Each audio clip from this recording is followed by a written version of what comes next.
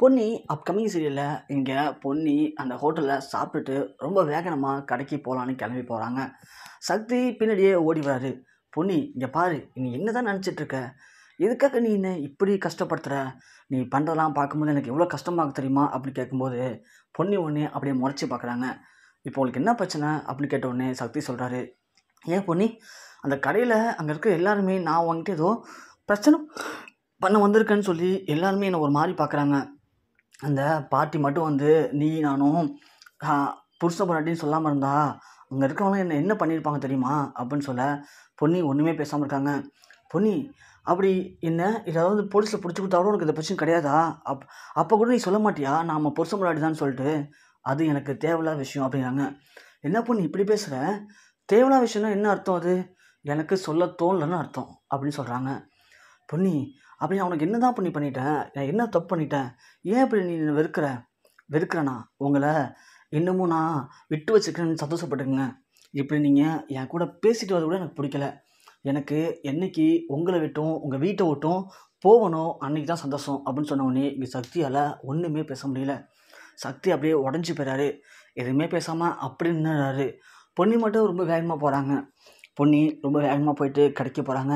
கடைக்கு போனே அந்த கடை முதலாளி கேட்குறாரு, என்னம்மா பொன்னி ரொம்ப லேட் ஆகிடுச்சு இன்றைக்கி அப்படின்னு கேட்க, இல்லை சார் பஸ்ஸு கொஞ்சம் கூட்டமாக இருந்துச்சுண்ணே, அதுதான் கொஞ்சம் லேட் ஆகிடுச்சுண்ணே அப்படின்னு சொல்கிறாங்க. சரிம்மா, இந்த பார், இது கல்யாண ஆர்டருக்காக ஒரு ஆர்டர் வந்திருக்கு, இதில் இருக்கிற ஜாமான் எல்லாத்தையுமே சாயந்தரம் எடுத்து வச்சிரு. ஏன்னா ஈவினிங் நீ வீட்டுக்கு போகும்போது இந்த ஆர்டர் கொண்டு போய் அவங்கள்ட்ட டெலிவரி பண்ணிவிட்டு போயிடுமா அப்படின்னு சொல்கிறாரு கடைக்காரு. சரிங்கண்ணா அப்படின்னு சொல்லிட்டு பொன்னி போயிட்டு எல்லாத்தையுமே ஆர்டர் எடுத்து வச்சிட்ருக்காங்க.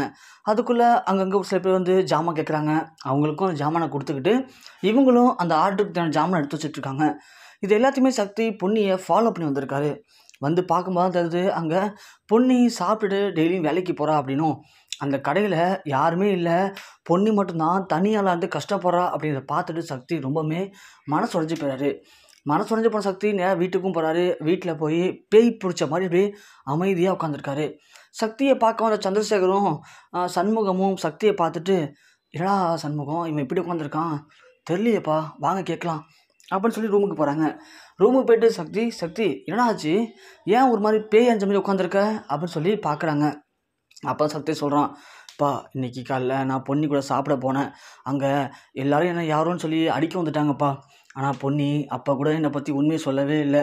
அது மட்டும் இல்லாமல் பொன்னி சாப்பிட்டுட்டு ஒரு கடைக்கு வேலைக்கு போகிறாப்பா அப்படின்னு சொல்லவும் சண்முகம் கேட்குறாரு, எந்த கடைக்குடா? ஏற்கனவே வேலை பார்த்துருந்தாரு பொன்னி, அந்த கடைக்கா? ஆமாண்ணே, அந்த கடைக்கு தான் வேலைக்கு போகிறா. எனக்கு அவளை பார்க்க ரொம்ப கஷ்டமாக இருக்குண்ணே. அந்த கடையில் வேறு ஆளுங்களே கிடையாது, அவள் மட்டும்தான் தனி ஆளாக நின்று ரொம்ப கஷ்டப்படுறா. ஏன்ப்பா பொன்னிக்கு அப்படி நான் என்னப்பா பண்ணிட்டேன்? பொன்னி ஏன்ப்பா என்னை அப்படி வெறுத்து ஒதுக்குறா? எது கேட்டாலும் என்னம்மா சொல்கிறா? நான் என்றைக்கு இந்த வீட்டை விட்டு போகிறனோ அன்றைக்கி தான் எனக்கு சந்தோஷம், அன்றைக்கி தான் எனக்கு நிம்மதிங்கிறாப்பா. அப்போனா பொன்னி இனிமேல் என் கூட சேர மாட்டான்னு நினைக்கிறேன்ப்பா அப்படின்னு சொல்ல சந்திரசேகர் சொல்கிறாரு, சக்தி நீ பண்ணது தப்புடா, இல்லைன்னு சொல்ல. அதுக்காக அந்த தப்பு வந்து உனக்கு சின்னதாக தெரியலாம், அது அவளுக்கு பெரிய தப்பாக தெரியுது. அதுக்காக நீ பண்ணுற எல்லாத்தையும் விட்டுட்டு ஒதுங்கிட்டனா சரியாகிடாது. நீ பண்ண தப்புக்கு கண்டிப்பாக பலன் கிடைக்கும் சக்தி. நீ வந்து பொன்னியை இம்ப்ரெஸ் பண்ணுற மாதிரி, பொன்னிக்கு நல்லது நடக்கிற மாதிரி, பொன்னி எதை ஆசைப்படுறாளோ அதை செய்கிறதுக்கான வழியை நீ பண்ணு. கண்டிப்பாக பொன்னி பழசெல்லாம் மறந்துடுவா. அப்புறம் நீ தான் எல்லாமே நினப்பா. அதுக்கு நீ தாண்டா சக்தி செய்யணும் அப்படின்னு சொல்ல சக்திக்கு புரியல. அப்பா நீ என்னப்பா சொல்கிறீங்க? பொன்னிக்கு நிம்மதி சந்தோஷம்னா அவள் எது கேட்டாலும் ஒன்று மேலே சொல்கிறா. இந்த வீட்டில் நான் எந்த தப்பும் பண்ண நிரூபித்து இந்த வீட்டோட வெளில போகணும் அப்படிங்கிறா. அதான் நானும் சொல்கிறேன், அதான் பண்ணு. அப்பா என்னப்பா? டேய் நான் சொல்கிறது உங்களுக்கு புரியலடா. அவள் இந்த வீட்டில் எந்த தப்பும் பண்ணலன்னு நிரூபிக்கின்னு சொல்கிறேன். அவள் நீ நிரூபிச்சானா அவன் இந்த வீட்டோட வெளில போக மாட்டா. அதை அவளே நிரூபிச்சானா கண்டிப்பாக போய்ட்டு வா சக்தி அப்படின்னு சந்திரசேகர் சொல்ல சக்திக்கு ஒன்றுமே புரியல. அப்பா அது எப்படிப்பா நிரூபிக்கிறது? இதையும் மட்டும் நாங்கள் சொல்ல முடியும், அது நீ தாண்டா முடிவு பண்ணணும் சக்தி அப்படின்னு சண்முகம் சொல்கிறாரு. சரிண்ணே, நான் கண்டிப்பாக ஏதாவது பிளான் பண்ணுறேன் அப்படின்னு சொல்கிறாரு சக்தி.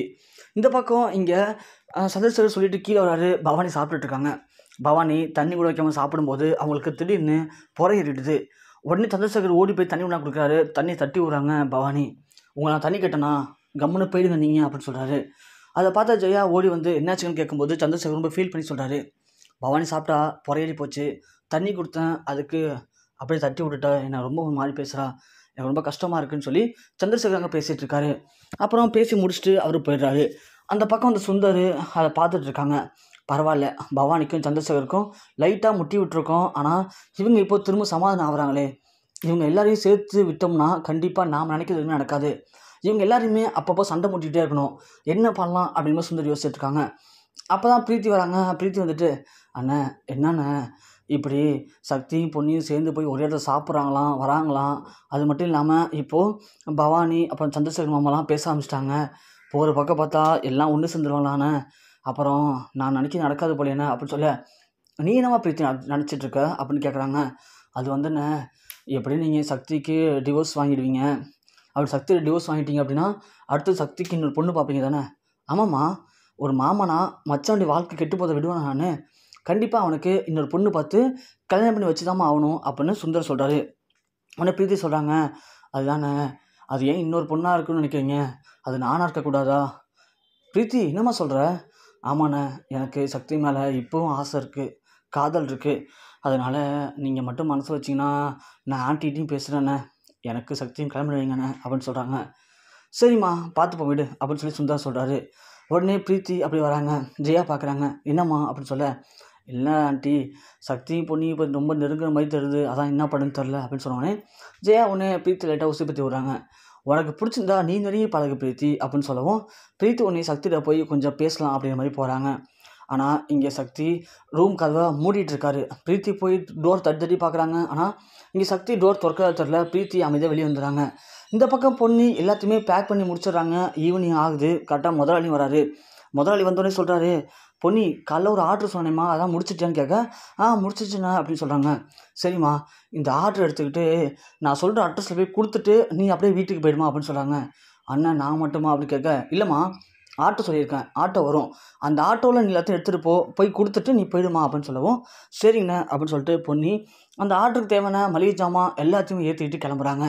அப்படி கிளம்பி நேராக போய் அந்த கல்யாண வீட்டில் வச்சிடறாங்க. வச்சுட்டு அந்த ஜாமெல்லாம் அங்கே இறக்கிட்டு ஸ்டோர் ரூமில் அங்கேருந்து கிளம்பும்போது கரெக்டாக அவங்க கல்யாணத்தில் அந்த பார்த்த அந்த நாடக கலைஞர்களாக பார்த்துறாங்க பொன்னி. இதுதான் அவளுக்கு மிகப்பெரிய ஷாக்கிங்க. இதை பார்த்து அந்த நாடக கலைஞர்களும் அங்கேருந்து உடனே எஸ்கேப் ஆகிறாங்க, பொன்னியை பார்த்துட்டோமே அப்படின்னு சொல்லிட்டு. ஆனால் பொன்னி விடவே இல்லை, அவங்க துரத்திக்கிட்டே போகிறாங்க. கரெக்டாக அந்த 2 பேரும் போய் ஒரு வீட்டுக்குள்ளே நுழைஞ்சிடுறாங்க. ஸோ பொன்னியும் கரெக்டாக அந்த வீட்டை பார்த்துட்டு நேராக அந்த வீட்டில் போய் கதவை தட்டுறாங்க. ஆனால் அவங்க திறக்க மாட்டாங்க. எவ்வளோ கஷ்டப்பட்டு கதவெல்லாம் இது பண்ணி உள்ளேயும் போயிடுறாங்க. போயிட்டு அவங்கள்ட்ட போய் பேசுகிறாங்க. ஏங்க, நான் உங்களுக்கு என்ன பாவம் பண்ணேன், எதுக்காக இப்படி என் வாழ்க்கையை கெடுத்துட்டீங்க, நான் பண்ணாத தப்பை நான் தான் பண்ணேன்னு சொல்லி சுட்டி காட்டி எதுக்காக இப்படி பண்ணீங்க, உங்களை யார் பண்ண சொன்னா, உங்களுக்குலாம் என்ன பிரச்சனை அப்படி இப்படின்னு கேட்குறாங்க. அப்போ தான் அந்த நாடக கலைஞர்கள் உண்மையை ஒத்துக்கிறாங்க. இது மாதிரி உங்களுக்கும் எனக்கும் சம்மந்தம் இல்லைம்மா, உங்கள் வீட்டில் ஒருத்தர் தான் இதெல்லாம் பண்ண சொன்னார், அவர் தான் காசு கொடுத்து பண்ண சொன்னார், அதனால் நாங்களும் காசுப்பட்டு வெளியெல்லாம் பண்ணிட்டோன்னு சொல்கிறாங்க. ஏங்க, காசு கொடுத்தா இப்படி தான் ஒரு பொண்ணோட வாழ்க்கை கெடுப்பீங்களா, இதுவே உங்கள் பொண்ணாக இருந்தால் இந்த மாதிரி பண்ணுவீங்களா அப்படின்னு சொல்லி பொன்னி பயங்கரமாக இங்கே அழுகுறாங்க.